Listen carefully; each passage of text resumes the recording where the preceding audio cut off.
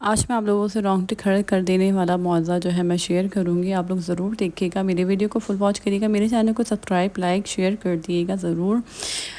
بسم اللہ الرحمن الرحیم۔ السلام علیکم۔ بڑوں کو ڈھیر سارا سلام، بچوں کو بہت بہت سارا پیار۔ کیسے ہیں آپ لوگ؟ امید کرتی ہوں سب خیریت ہوں گے۔ اللہ پاک آپ سب کو خوش رکھے، اپنی زبان میں رکھے۔ ڈھیر دعائیں آپ سب کے لیے، بہت ساری دعائیں۔ اللہ پاک آپ سب کو اپنی زبان میں رکھے۔ اللہ تعالیٰ آپ سب کی جائز حاجات پوری کریں۔ اللہ پاک آپ کی تمام پریشانیاں خوشیوں میں بدل دیں، آمین یا رب العالمین۔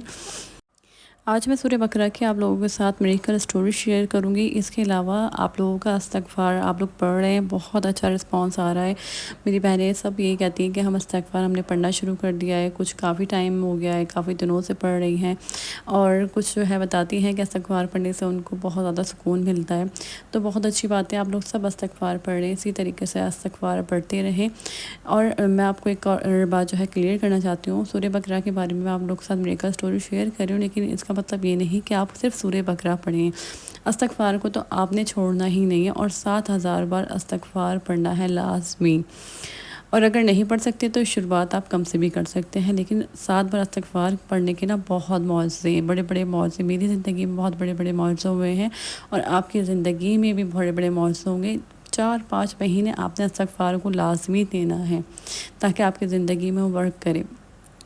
4-5 مہینے تو آپ سوچیں ہی نہیں کہ آپ کی زندگی میں اتنی زیادہ جلدی چینجز آئیں گی، آ سکتی ہیں، اللہ کی مرضی ہے، لیکن میں آپ سے یہی کہوں گی کہ 4-5 مہینے تو لازمی لگاتار آپ پڑھیں، پھر آپ دیکھیں گا آپ کی زندگی بدل جائے گی۔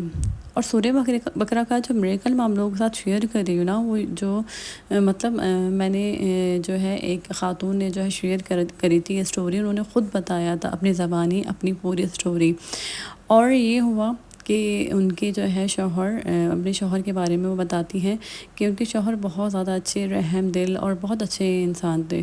تو انہوں نے ایک جو ہے خاتون بہت زیادہ پریشان تھی، یتیم تھی، ان کے آگے پیچھے کوئی نہیں تھا، صرف ان کی ایک دور دراز کی کوئی جو ہے رشتہ دار تھی، اس کے علاوہ اور کوئی نہیں تھا۔ تو انہوں نے جو ہے ان کے جو ہسبینڈ ہیں انہوں نے ان سے نکاح کر لیا۔ تو پہلے ہی ان کی جو ہے وہ بتاتی ہیں کہ پہلی بیوی میں تھی، اور دوسرا انہوں نے نکاح جب کرا، اور اس لیے کرا کہ ہمدردی میں اور ان کو سہارا مل جائے گا ان خاتون کو۔ اور جن خاتون سے انہوں نے کرا وہ بہت زیادہ عبادت گزار پرہیزگار خاتون تھی، تو انہوں نے جو ہے ان سے نکاح کر لیا، اور نکاح کرنے کے بعد جب وہ اتنی زیادہ اچھی تھی تو ظاہر سی بات ہے جب کوئی اتنا اچھا ہوگا تو ہم بھی اگر کسی اچھے انسان سے ملتے ہیں تو ہمیں خوشی ہوتی ہے، اور ہمارا دل لگتا ہے اس کے بعد۔ تو بتاتی ہے میرے شوہر جو ہے بہت زیادہ ان کی طرف وہ ہوتے تھے، جاتے تھے، ان کے ساتھ رہتے تھے، وہ الگ گھر میں رہتی تھی، میں الگ گھر میں رہتی تھی، لیکن میں جس سے بھی ان کی برائی کرتی اپنی سوتن کی تو سب تعریفیں کرتے کہ نہیں وہ تو بہت عبادت گزار ہے، وہ تو بہت اچھی خاتون ہے۔ تو میں اور جلتی، میں اندر اور گھٹتی، مجھے جلن ہوتی، اور سوتن تو ویسے بھی کسی طریقے سے برداشت نہیں ہوتی کسی کو بھی، تو میرے ساتھ بھی یہی تھا۔ تو میں نے اپنی سہیلی سے جو ہے سارا معاملہ ڈسکس کرا، اور میری سوتن نے اس وقت جو ہے کنسیو کیا تھا، تو یہ سن کے تو مجھے اور زیادہ پریشانی ہوئی۔ تو بس اس وجہ سے جو ہے میں نے سوچا کہ میں نے اپنی سہیلی سے ساری باتیں کری، اور اس کے بعد جو اس نے مجھے مشورہ دیا کہ ان خاتون کے پاس جاؤ اور ان سے اپنا جو ہے کوئی بھی مسئلہ ہے ان کو بتاؤ۔ جا کر میں نے ان سے یہی کہا کہ میں چاہتی ہوں کہ میری جو سوتن کی جو اس نے اولاد ہے، جو ہوئی نہیں ہے، اس کے اوپر بندش کروانا چاہتی ہوں، وہ اس دنیا میں نہ آئے، ایسا کچھ کر دو۔ اور پھر انہوں نے ان کو مشورہ دیا اور پاؤڈر وغیرہ دیا، کچھ جو پڑھائی وغیرہ ہوتی ہے، کالا جادو، آپ سمجھ سکتے ہیں کتنی گندی چیز ہے۔ تو کہا کہ اپنی سوتن کو جو ہے بلاؤ اپنے گھر میں، یا کہیں پر اس کے گھر پہ جا کے کہیں پر بھی یہ اس کی چوکھٹ پہ ڈالو، یا اپنی چوکھٹ پہ ڈال کو اس کا گزر وہاں سے ہو، اور اس کی کہانی میں بھی یہ ملانا ہے۔ تو ایسا ہی انہوں نے کرا، پیار محبت سے بلایا اپنی سوتن کو، اور وہ بیچاری اتنی معصوم تھی کہ وہ آئی، اور جب وہاں سے گزری اس کے بعد کھانے کے اندر بھی اس کی کچھ ایسی چیزیں ملائی گئی۔ تو خیر جب وہ اپنے گھر گئی اور پوری رات جو ہے اس کی طبیعت خراب ہونا شروع ہو گئی۔ وہ بتاتی ہے کہ اس کو اتنی زیادہ بلیڈنگ، اور پھر اس کے بعد جب اس کو اسپتال لے کے جایا گیا تو جو اس نے کنسیو کیا ہوا تھا بیبی، تو وہ تو ضائع ہو گیا۔ اس کے بعد جو ہے اس کی بلیڈنگ پھر بھی ختم نہیں ہوتی تھی، وہ اتنا روتی تھی، میرے ہسبینڈ بتاتے تھے کہ وہ اتنی زاروں قطار روتی تھی، کیونکہ وہ اتنی عبادت گزار کہ میں نماز بھی نہیں پڑھ سکتی، میری حالت ایسی ہو گئی ہے۔ وہ رو رو کے اللہ پاک سے دعا کرتی تھی، وہ تہجد بھی پڑھتی تھی، سب کچھ پڑھتی تھی۔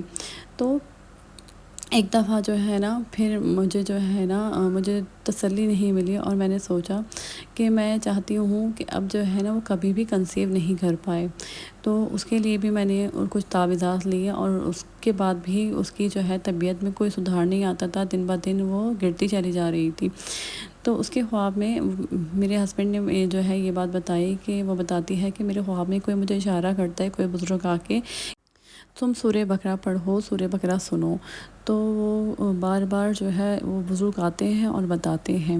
تو جب کہنے لگی، جب اس نے جو ہے سورہ بقرہ پڑھنا جب شروع کری نا، اور جب وہ سورہ بقرہ تھوڑے تھوڑے اس نے پڑھی اور سننے لگی، تو اس سے یہ ہوا کہ اس کی طبیعت میں سدھار آنے لگا۔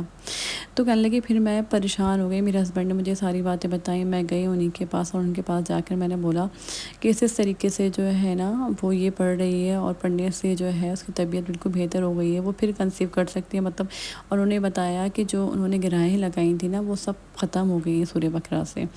تو میں نے یہ کہا کہ نا اس کے اوپر کچھ ایسا کر دو کہ مطلب یہ اس کو کچھ ہو جائے۔ تو اس نے مطلب جو جادو کر رہی تھی اس نے بتایا کہ اب اس کے اوپر کوئی جادو اثر نہیں کرے گا، کیونکہ سورہ بقرہ کی اتنی طاقت ہوتی ہے نا کہ اس مطلب میں کچھ بھی پڑھ لوں، میں کچھ بھی کر لوں، اب اس کے اوپر کوئی بھی چیز اثر نہیں کر سکتی۔ تو وہ سورہ بقرہ پڑھنے سے وہ جو خاتون تھی وہ بالکل صحیح ہو گئی، اور ان کو پتہ چل چکا تھا کہ میرے اوپر کسی نے کچھ کروایا ہوا ہے، کیونکہ ان کے خواب میں، کیونکہ وہ اتنی عبادت گزار تھی کہ ان کے خواب میں ساری چیزیں آتی تھیں۔ تو پہلے تو میں آپ سے یہ سب چیزیں یہ بات کہنا چاہوں گی کہ جب ہم اللہ کا نام لے رہے ہوتے ہیں نا، ہم ساری چیزیں پڑھ رہے ہوتے ہیں۔ سورہ بقرہ کے علاوہ میں آپ کو بتا رہی ہوں، جب ہم اللہ تعالیٰ کا نماز پڑھتے ہیں، اللہ تعالیٰ کا نام لے رہے ہوتے ہیں، ہمارے اوپر کوئی بھی چیز، کوئی ہم پہ جادو کروائے گا نہیں اثر کرتا۔